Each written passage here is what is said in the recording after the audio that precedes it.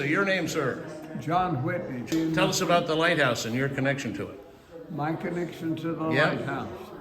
My uncle, Julius James Jeffords, was second assistant lighthouse keeper here at least one summer and probably longer. Right? And he lived where this house is, only the house was a little further back. Right.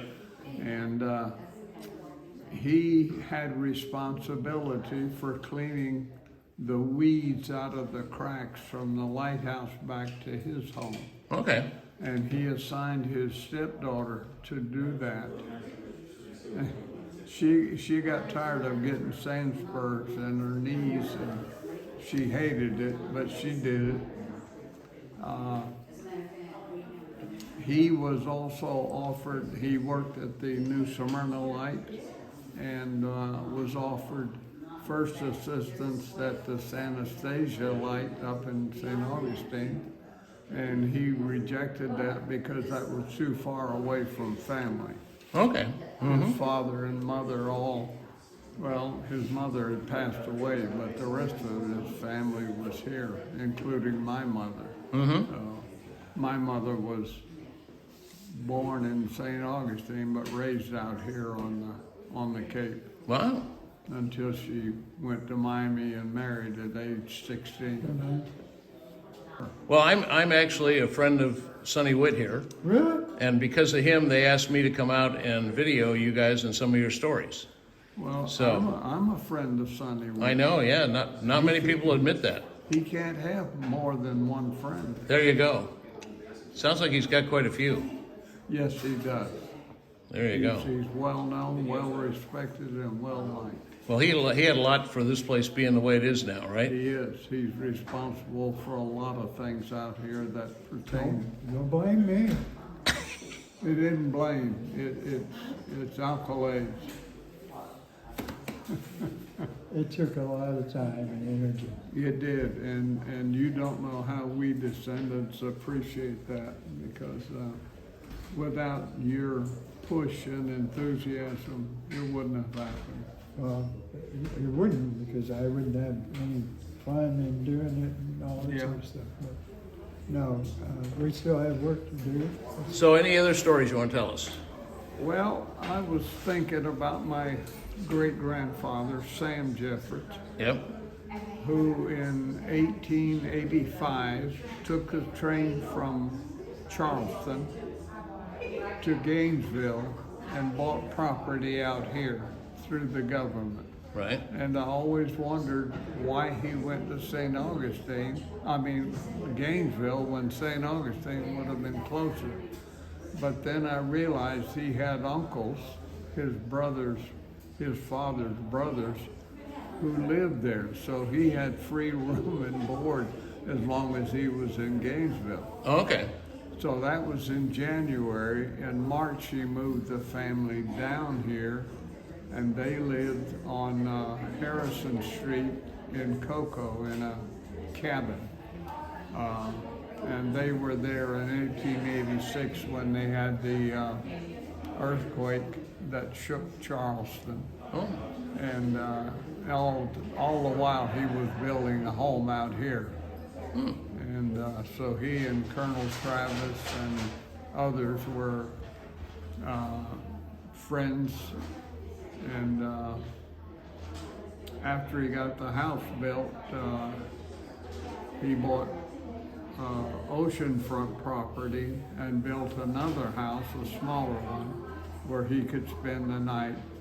And he would go fishing for sharks, cut the livers out, and did whatever's necessary to sell that to pharmaceutical companies. Oh, wow.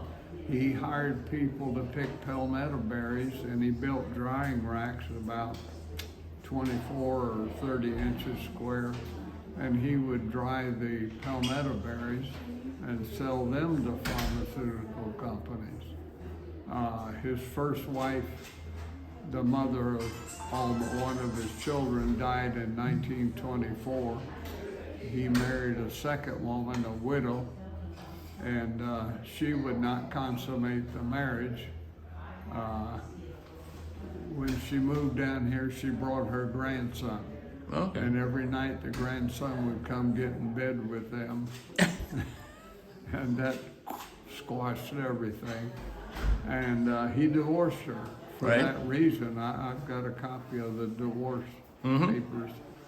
And then he heard, and I don't know how, he heard about old man Seifert up in Sopchoppy, Florida, Wakulla County, that had a bunch of daughters he wanted to marry.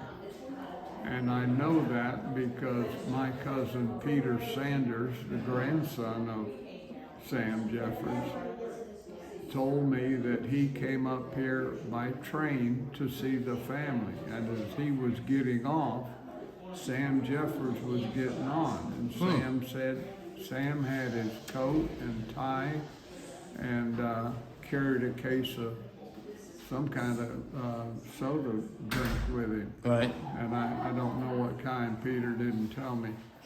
But he got on the train and Peter asked him where he was going. He said, I'm going to get me a wife. And that's exactly what he did. He took the train to Jacksonville, changed, and went over to Crawfordville and made his way out to Sopchoppy, where old man Seifert had these daughters he wanted to marry.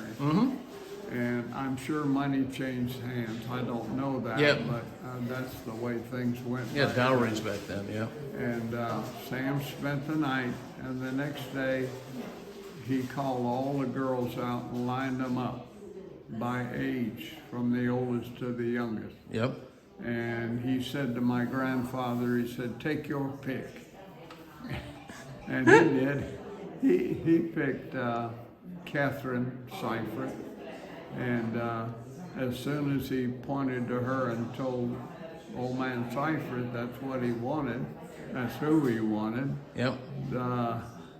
Catherine, we called her Aunt Green or Granny, she said, no, Papa, I want to marry, shut up and get over here. And that's all there was to it. Yep. They walked into Crawfordville, they got married, and Sam and Catherine made their way to the train station, and the Seifert family started walking back to Sopchoppy. And Granny had never heard a train whistle. So as they were walking towards the train station, they blew the whistle, and it scared her so bad she started running back to Sopchoppy. Well, my grandfather was 66 at the time, and Granny was probably 26. Oh, wow. And you wouldn't think it worked, but it did. Well, that's And, true. We need to head outside. So you guys can stay here, but we have to head outside. So, but thank you for sharing that, John. I appreciate Okay, it. So, my pleasure. alrighty.